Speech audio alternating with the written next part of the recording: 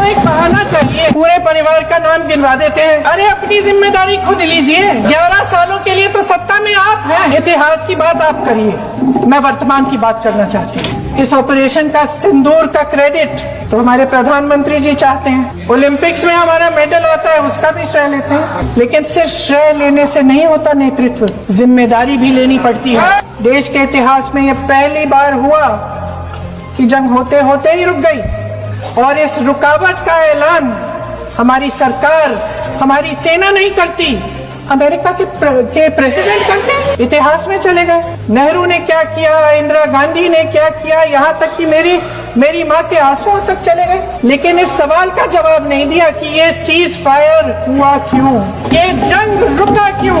गृह मंत्री महोदय ने यूपीए सरकार के समय के आतंकवादी हमले गिने तो लगभग 25 गिनवाए थे अभी अपने भाषण में।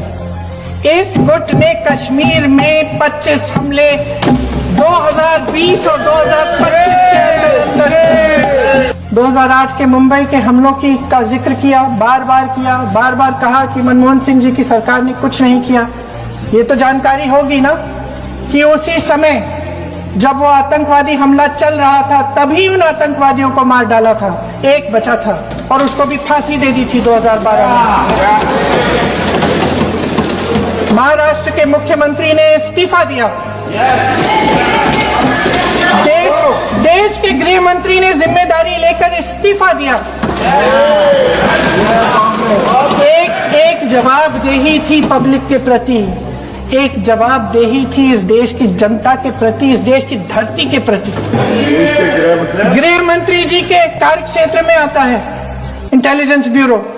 क्या गृह मंत्री जी ने इस्तीफा दिया? इस्तीफा छोड़िए, जिम्मेदारी ली। गृह मंत्री महोदय श्री अमित शाह जी के नाक के नीचे पूरा मणिपुर जल गया, दिल्ली में दंगे हुए, पहलगाम में हमला हुआ, और आज भी वे उसी पद पर बैठे हैं। क्यों? मेरी माँ की आंसू की बात किए, मैं इसका जवाब देना चाहती हूँ। मेरी माँ के आंसू तब गिरे जब उनके पति को आतंकवादियों ने शहीद किया, जब वे मात्र 44 साल की थी। और आज अगर मैं इस सदन में खड़ी हूं और उन 26 लोगों की बात कर रही हूं, मैं इसलिए कर रही हूं क्योंकि मैं उनका दर्द जानती हूं, महसूस करती हूं।